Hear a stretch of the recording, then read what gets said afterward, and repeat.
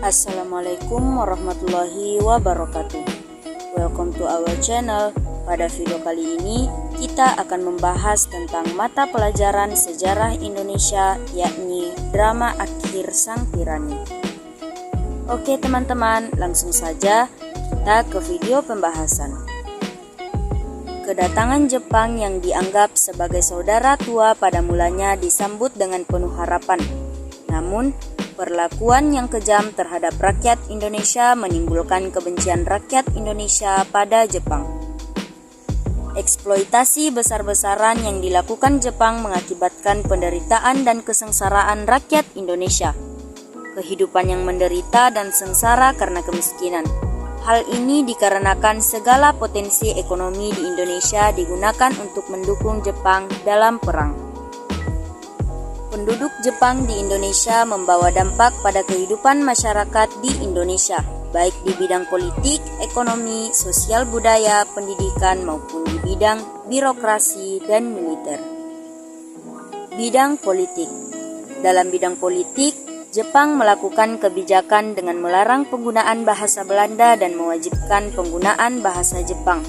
Tujuan utama pemerintah Jepang adalah menghapuskan pengaruh Barat dan menggalang masyarakat agar memihak Jepang. Kebijakan politik Jepang yang sangat keras itu membangkitkan semangat pejuang rakyat Indonesia, terutama kaum nasionalis, untuk segera mewujudkan cita-cita mereka, yaitu Indonesia merdeka. Keadaan sosial budaya dan ekonomi. Guna membiayai Perang Pasifik, Jepang mengerahkan semua tenaga kerja dari Indonesia. Kemudian, mereka membentuk barisan Romusa sebagai sarana propaganda. Para pekerja Romusa itu diperlakukan dengan kasar dan kejam. Mereka tidak dijamin kehidupannya. Kesehatan dan makan tidak diperhatikan. Banyak pekerja Romusa yang jatuh sakit dan meninggal. Untuk mengembalikan citranya, Jepang mengadakan propaganda dengan menyebut pekerja Romusa sebagai pahlawan pekerja atau prajurit ekonomi. Mereka digambarkan sebagai sosok yang suci dalam menjalankan tugasnya. Pendidikan.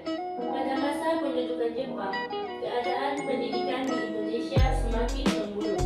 Pendidikan tingkat dasar hanya satu, yaitu pendidikan 6 tahun. Hal itu sebagai politik Jepang untuk memudahkan pengawasan. Para pelajar wajib mempelajari bahasa Jepang. Mereka juga harus mempelajari adat istiadat Jepang dan lagu kebangsaan Jepang, yaitu Kimigayo, serta gerak badan sebelum pelajaran dimulai. Bahasa Indonesia mulai digunakan sebagai bahasa pengantar di semua sekolah dan dianggap sebagai mata pelajaran wajib. Satu hal keuntungan pada masa Jepang adalah penggunaan bahasa Indonesia sebagai bahasa pengantar. Melalui sekolah-sekolah, itulah Jepang melakukan indoktrinasi. Menurut Jepang, pendidikan kadang-kadang dibentuk untuk memelopori dan melaksanakan konsepsi kemakmuran Asia Raya. Namun, bagi bangsa Indonesia, tugas berat itu merupakan persiapan bagi pemuda-pemuda dan pelajar untuk mencapai kemerdekaan. Selanjutnya adalah D, yaitu birokrasi dan militer.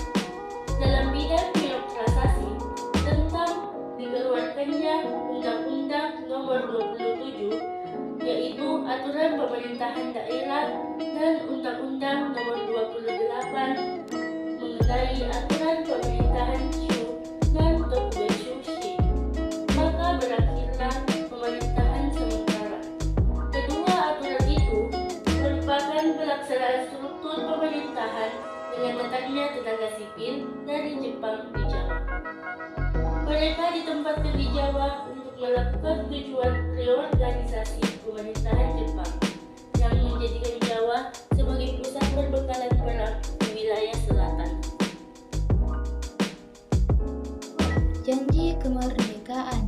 Pada tahun 1944, Jepang terdesak. Angkatan Laut Amerika Serikat berhasil merebut kedudukan penting Kepulauan Mariana.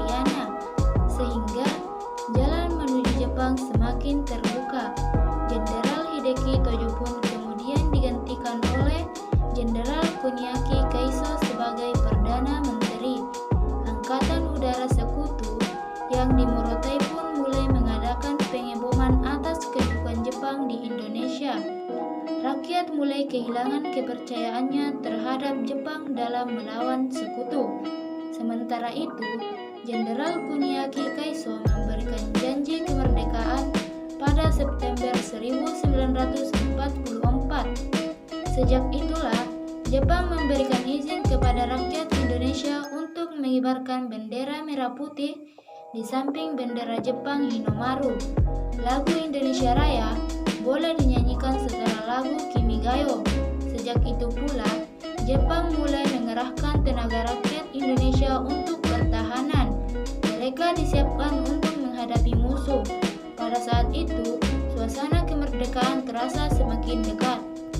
3. Panitia Persiapan Kemerdekaan Indonesia atau PPKI. BPUPKI kemudian dibubarkan setelah tugas-tugasnya selesai. Selanjutnya dibentuklah Panitia Persiapan Kemerdekaan Indonesia pada 7 Agustus 1945. Badan itu beranggotakan 21 orang yang terdiri dari 12 orang wakil dari Jawa, 3 orang wakil dari Sumatera, dan 2 orang dari Sulawesi, dan masing-masing 1 orang dari Kalimantan, Sunda Kecil, Maluku, dan golongan penduduk Cina, ditambah 6 orang tanpa izin dari pihak Jepang.